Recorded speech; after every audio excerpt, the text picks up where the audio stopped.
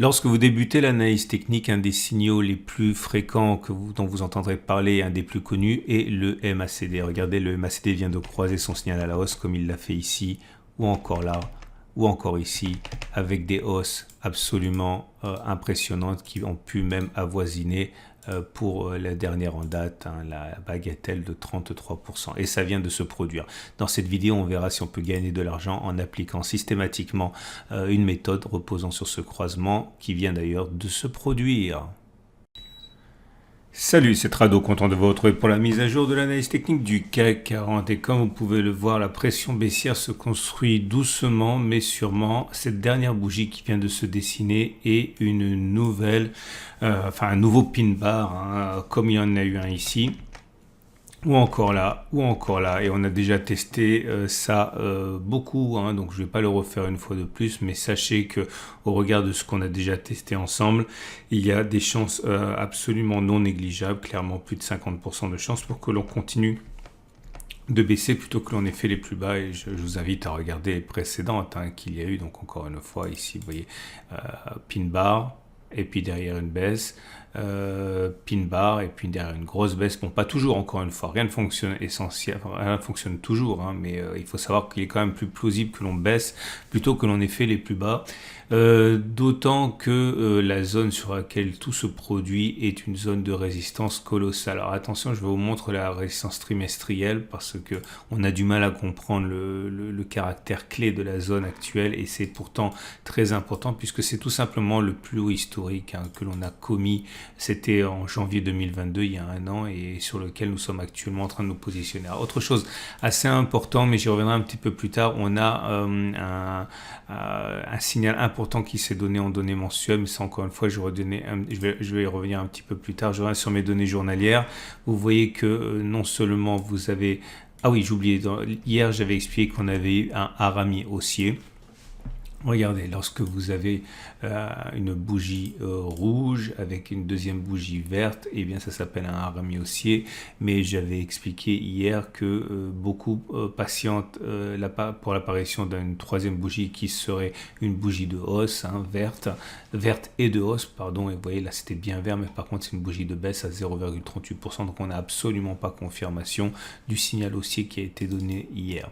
On a également la vague de Wolf, on en a parlé, on en a reparlé. 1, 2, 3, 4, 5 et 6. On sait également qu'il est plausible que l'on aille chercher la zone des 71, 30, 70, 75. Et pour l'instant, on ne les a pas encore atteintes. Donc ça militerait pour une continuation de la baisse aussi. À noter enfin au niveau des bougies Aiki-Nashi que ce n'est pas encore véritablement baissier, puisque vous pouvez le voir, malgré la couleur rouge des des trois dernières bougies, il y a des mèches hautes et des mèches basses, donc c'est plutôt de l'indécision pour l'instant. Et il est quand même plus plausible que l'on baisse plutôt que l'on monte, puisque c'est rouge, même si cette pression baissière est assez limitée. Les éléments techniques à présent, la moyenne mobile à cette période est toujours au-dessus des cours et elle capte les cours, donc on est en tendance immédiate baissière. Par contre, la moyenne mobile à 20 périodes est ascendantée, on est au-dessus, donc la tendance générale est haussière. La tendance de fond donnée par la moyenne mobile à 50 jours est ascendante également, puisqu'on est au-dessus de la M50 qui monte. On va parler maintenant, j'en ai déjà parlé, mais je vais en reparler parce que c'est important pour le scénario à venir. Vous voyez ici, le SAR a été cassé il y a 3 périodes.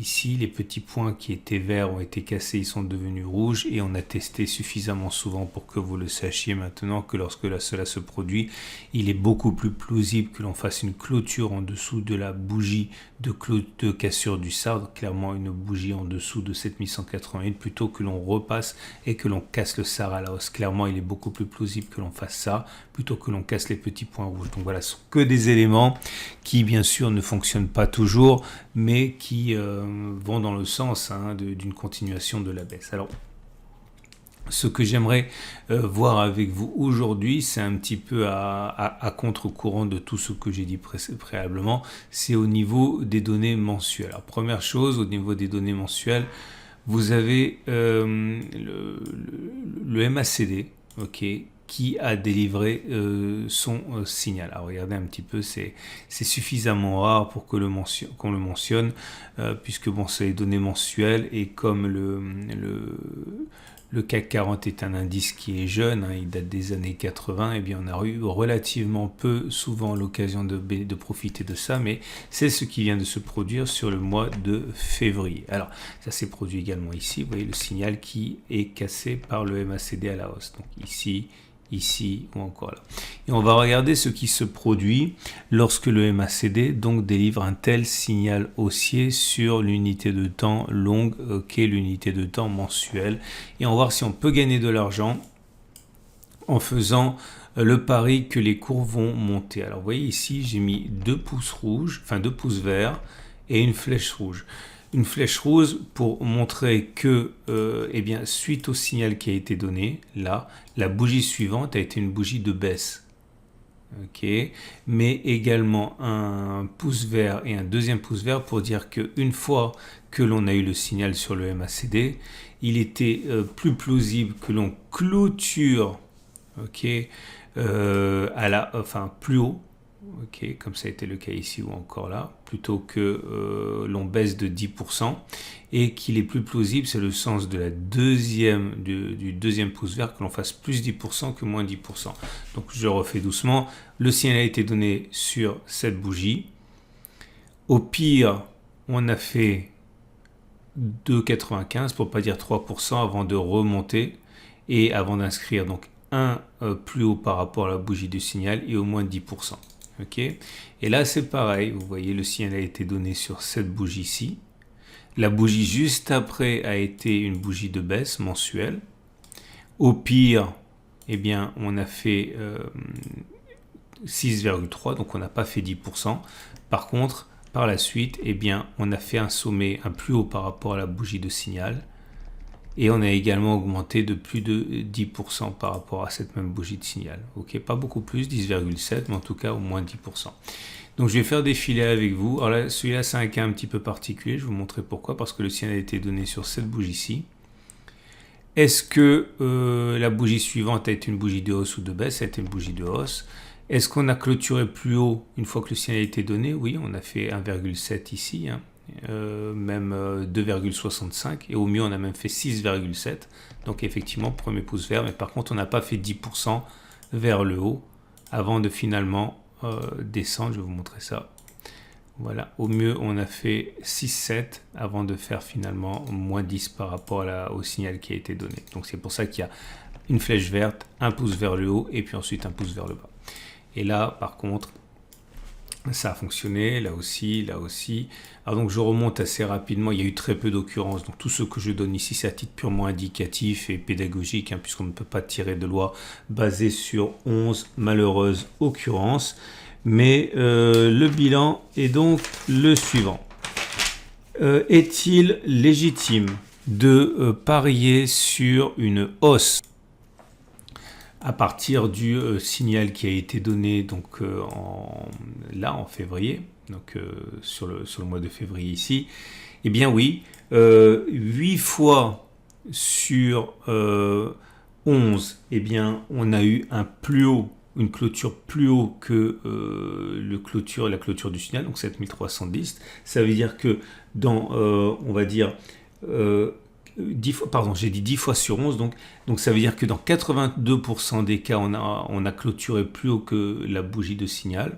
Et donc uniquement dans un seul cas, on ne l'a pas fait avant de perdre 10%, donc 82% contre 18%. Est-il envisageable qu'on fasse plus 10% avant de faire moins 10%? Toujours oui, ça a fonctionné 8 cas, ça a échoué 3 cas, donc ça fait dans 73% des cas. Donc au regard de ce qui s'est passé depuis l'histoire du CAC 40, il est beaucoup plus probable que l'on fasse 10% que moins 10%.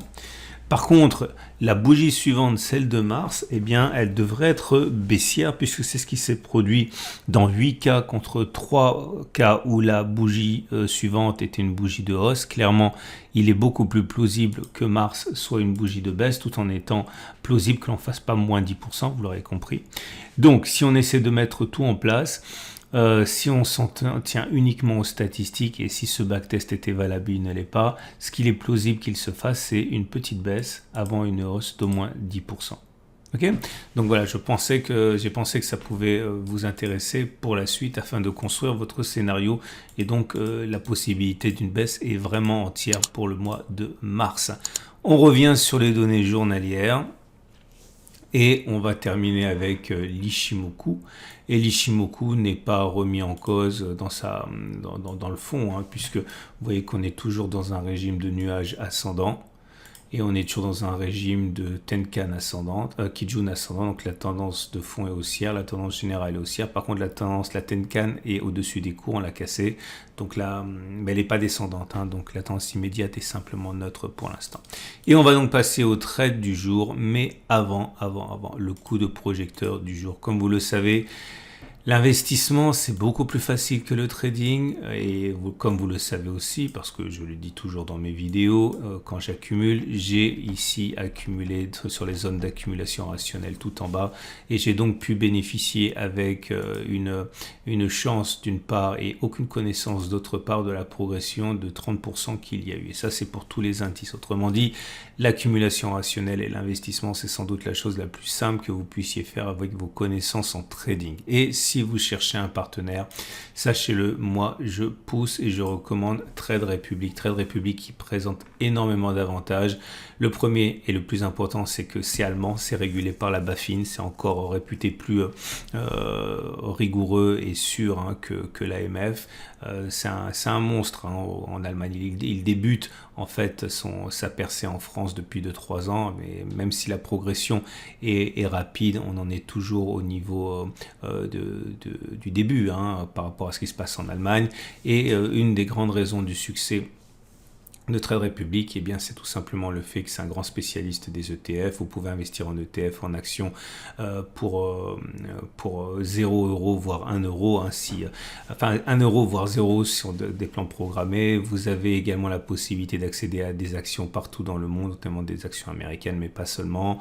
Vous avez également la possibilité de voir vos liquidités rémunérées pendant que vous attendez les zones d'accumulation rationnelle, donc à hauteur de 2%. Bref, c'est un courtier que je recommande chaudement et comme c'est un sponsor, si vous utilisez le petit lien en dessous de la vidéo, hein, je ne suis pas rémunéré quand vous ouvrez un compte, hein, mais c'est un sponsor, et bien si vous utilisez le lien en dessous de la vidéo, et bien forcément c'est bon pour moi puisque je le répète et en toute transparence c'est un sponsor. Comme vous le savez, vous avez une possibilité qui est haussière, je pense qu'on ne peut pas acheter sur les niveaux actuels de manière évidente. Hein. Il vaut mieux attendre que cela consolide un petit peu, soit on attend un retour sur cette zone, on met un stop de protection là et on vise donc au moins un retour sur les précédents sommets, donc 3,8, 3,9, 4% environ avec un stop de protection à 2%, ça fait un ratio gain risque de 1 pour 2, ça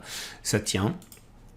Vous pouvez, si vous êtes assez négatif par rapport à ce qui pourrait se passer, être un petit peu plus patient naturellement hein, et attendre que la consolidation soit plus profonde et acheter sur ce niveau-là. L'idée, ça sera d'acheter donc ici un objectif aux alentours de 8%, un stop de protection à 3-4%, ça fait un ratio guérisse de 1 pour 2. Okay. Alors attention, ne tradez pas ce genre de choses avec des CFD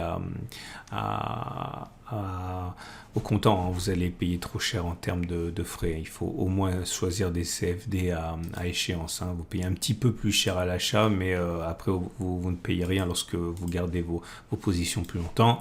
Si vous voulez spéculer à la baisse, eh bien vous avez un bon point d'entrée ici, hein, puisque vous voyez, si vous visez sur le point actuel un retour sur le point 4 par exemple, un objectif à 2,6% et un stop de protection au-dessus des précédents sommets 2,2, vous avez un ratio gain risque supérieur à 1. Bon, c'était un petit peu mieux en laissant faire le rebond, hein, puisque vous voyez qu'au meilleur de la séance aujourd'hui, on est même monté jusqu'à 7300, donc vous avez un ratio gain risque supérieur à 2, donc à retenir au cas où il y aura un rebond. Quant à moi, vous le savez, hein, je suis rentré sur la séance d'hier, je suis rentré, je l'ai dit, je vous invite à regarder la vidéo, sinon ça va être trop long, mais je suis rentré à peu près ici.